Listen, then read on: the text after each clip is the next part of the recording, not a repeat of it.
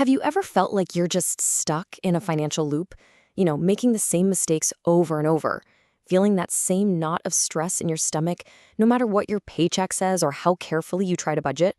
It's an incredibly frustrating place to be. But what if I told you the reason you're stuck has nothing to do with your budget and everything to do with something you can't even see? What if the real problem isn't the spreadsheet you're using, but a set of invisible, unconscious rules that are secretly running the show? Well, that's exactly what we're going to dive into.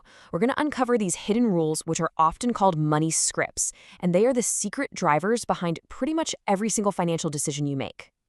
And here's the deal. By the time we're done here, you won't just know what the four main types of these scripts are, you'll also walk away with a really simple, practical first step you can take today to start writing a brand new financial story for yourself.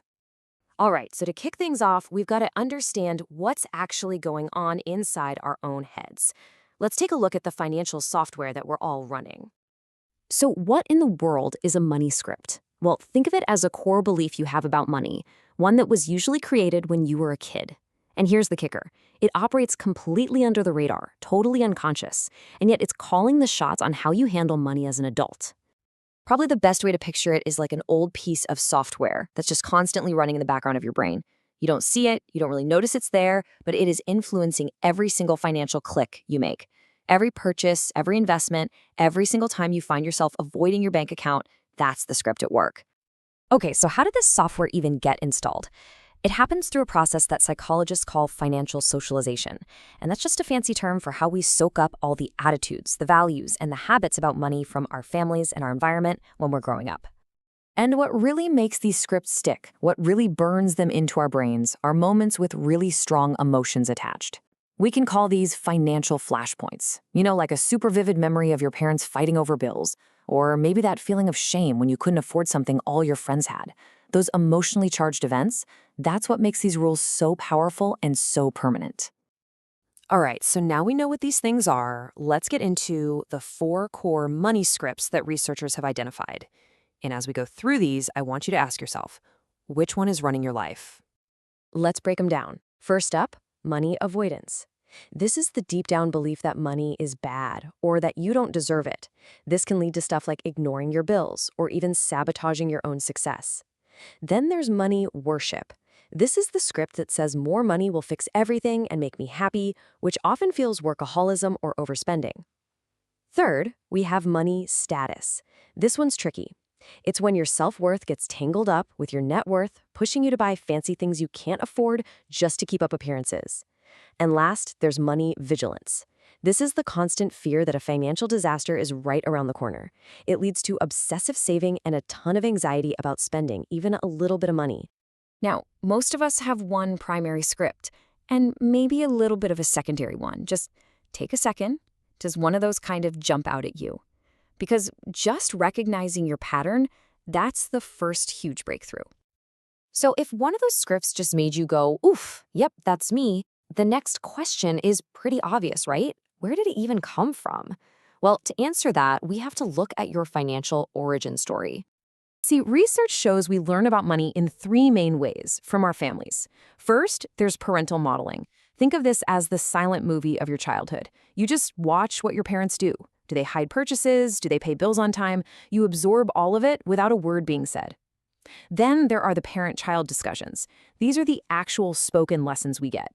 And finally, there's experiential learning, which is the hands-on stuff, like getting an allowance or opening your very first bank account.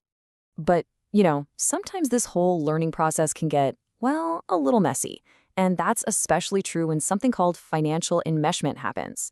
It sounds like a really complicated term, but all it really means is that the normal, healthy boundaries between a parent and a child when it comes to money get all blurred together. So what does that actually look like in real life? Well, it could be a parent offloading all their deep financial fears onto a kid who just isn't equipped to handle that kind of stress. Or it could be asking a teenager to pay the family's bills, borrowing money from a child's piggy bank, or even worse, pulling a child right into the middle of their fights about money. These kinds of things put a kid in a role they were never meant to play, and it can create some really deep-seated anxiety and confusion about money that lasts a lifetime. And this brings us to a really crucial point. Whatever your money habits are today, They are not a statement about your character. It is not a sign that you are good or bad with money. It is not a moral feeling. It's just a reflection of the story you learned, the software that was installed a long, long time ago. Understanding this isn't about blaming anyone. It's about reclaiming your power to change the story. Okay, so we've looked at the problem, we understand what money scripts are, we know where they come from. Now for the most important part. How do we actually start rewriting our future? So let's just quickly connect all the dots. We've seen that our financial lives are often being run by these hidden programs, our money scripts, like avoidance, worship, status, and vigilance.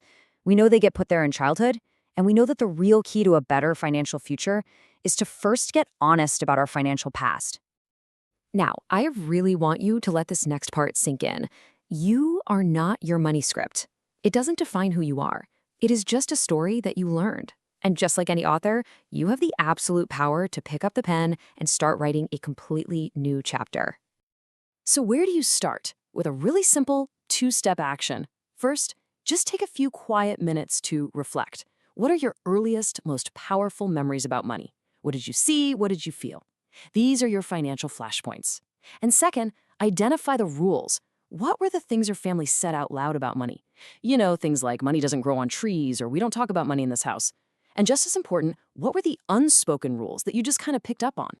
Seriously, this simple little reflection is the first, most powerful step. It's how you start to bring the unconscious stuff out into the open where you can actually see it and work with it. So I'll leave you with this question. Which of those 4 money scripts resonated the most with you? Go ahead and share it in the comments below. I think you'll find you're not alone. And hey, if this helped you see your own finances in a new light, consider subscribing and maybe sharing this with someone who needs to hear it too.